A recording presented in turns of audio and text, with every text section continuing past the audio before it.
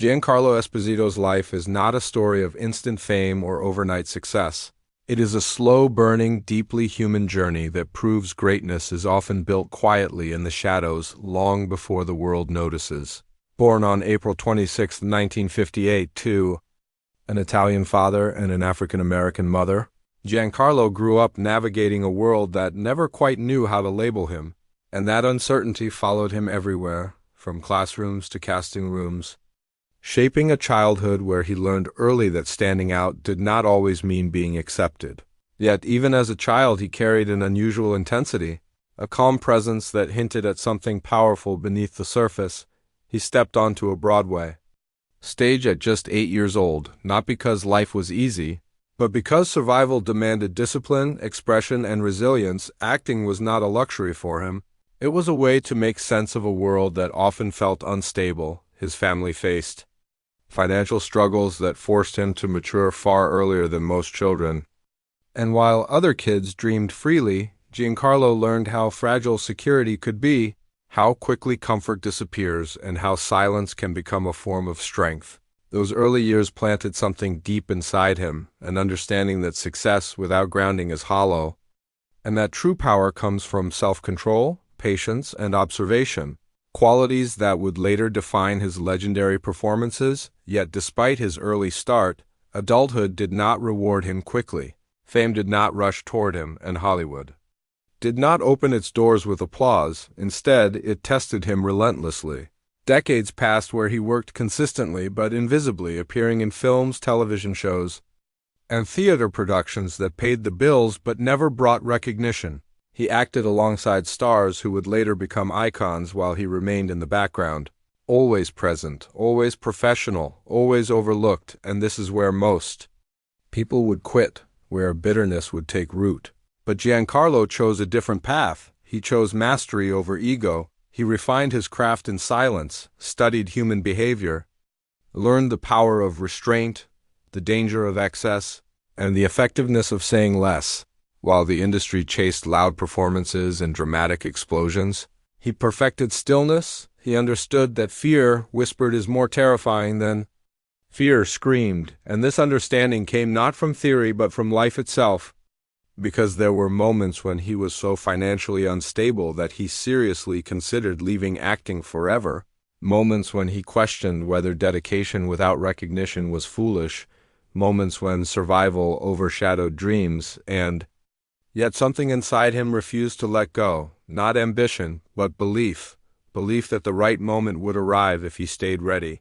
And readiness became his discipline. Every role, no matter how small, was treated as preparation for something bigger. Every setback became fuel. Every rejection sharpened his resolve. And then, in his early 50s, when many believe opportunity has already passed, the world finally met the full force of Giancarlo Esposito through a character named Fring, a man so calm it was chilling, so controlled it was terrifying, so quiet it was unforgettable, and suddenly audiences everywhere felt something they couldn't explain. Fear mixed with respect, danger wrapped in politeness. And the performance did not come from nowhere. It was the result of a lifetime of restraint, of pain absorbed and transformed, of lessons learned the hard way. Fring was not just a role, he was a revelation, a reminder that power does not need volume, that dominance does not require chaos, and that true authority is felt, not announced, and overnight. Giancarlo Esposito became a symbol of controlled intensity. But the irony is that while the world saw him as intimidating, those who knew his journey understood how much empathy, humility, and awareness lived behind his eyes.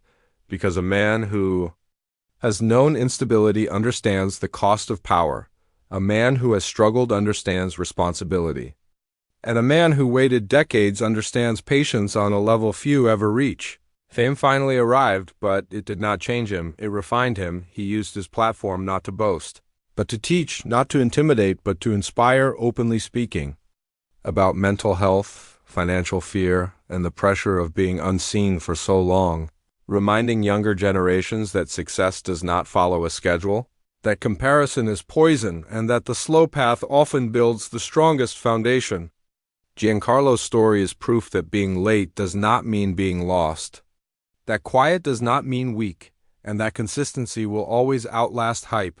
His performances after Breaking Bad only reinforce this truth. From Better Call Saul to The Mandalorian to countless iconic roles, he carried the same discipline, the same stillness, the same authority, never overacting, never begging for attention, because he understood something most never learn, that when you truly know who you are, the world eventually adjusts its volume to listen, and this is only the beginning of his story, because Giancarlo Esposito is not just an actor who found fame later in life.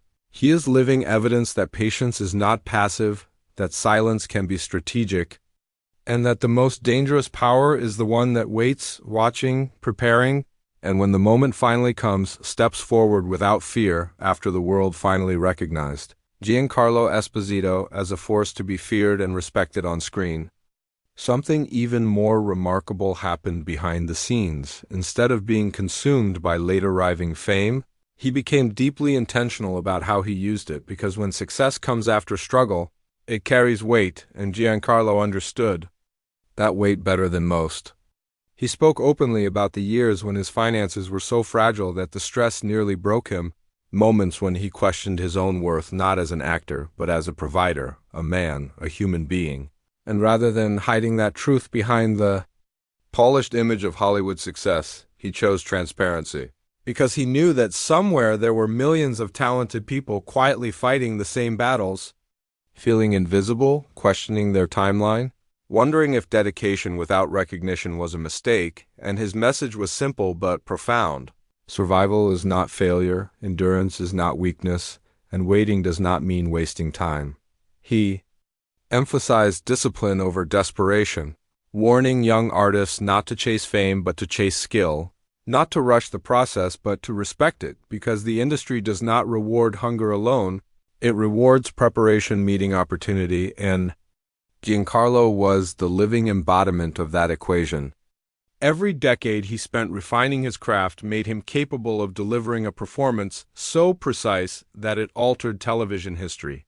And yet what truly sets him apart is how he defines power. For him, power is not domination, it is control over self, emotional intelligence, awareness of consequences, and the ability to choose restraint over impulse. These beliefs shaped not only his roles but his life philosophy. He often described fear as energy that must be redirected, not suppressed, explaining that his most intimidating characters were born from calm, not rage, intention, not chaos, and this approach resonated far beyond acting, because it reflected a universal truth about life itself, that people who yell the loudest are often the least secure, while those who move quietly tend to shape outcomes. Giancarlo became a symbol of composed authority, someone who could command a room without raising his voice. And audiences sensed that authenticity because it was earned, not performed. His later roles continued to explore this theme. Leaders who ruled through intelligence rather than brute force, villains who felt disturbingly real because they were rooted in psychological truth. And even when playing antagonist, Giancarlo never glorified cruelty, he portrayed it as a consequence of imbalance, a warning rather than a celebration, reinforcing his belief that unchecked power always collapses inward, and as his influence grew, so did his responsibility. He began mentoring younger actors, speaking at events, and sharing insights about resilience, identity, and self-worth, especially for those who felt they existed between worlds, cultures, or expectations. Having grown up biracial in an industry obsessed with labels, Giancarlo understood the pressure of being forced into boxes, and he urged others to reject limitation, to define themselves on their own terms, reminding them that uniqueness is not a barrier, but a weapon when used with confidence and patience. He also spoke candidly about mental health, acknowledging the toll of long-term uncertainty and financial anxiety, something rarely discussed by those who eventually succeed, because success often erases memory, but Giancarlo refused to forget. He remembered the nights of doubt, the fear of irrelevance, the exhaustion of constantly proving oneself, and he used those memories as anchors to stay grounded. Because gratitude born from hardship is different. It is quieter, deeper, and more durable. And perhaps that is why his presence off-screen feels just as powerful as his performances. There is no arrogance in his voice, only clarity, no bitterness. In his reflections, only perspective. His journey sends a message that cuts through modern culture's obsession with speed. That slow growth builds unshakable foundations, that age is not an expiration date, and that the most meaningful victories often arrive after the hardest seasons. Giancarlo Esposito did not peak early, and that is precisely why his impact feels so lasting. He is not a product of hype, but of time, experience, and discipline, and in a world constantly chasing the next big thing,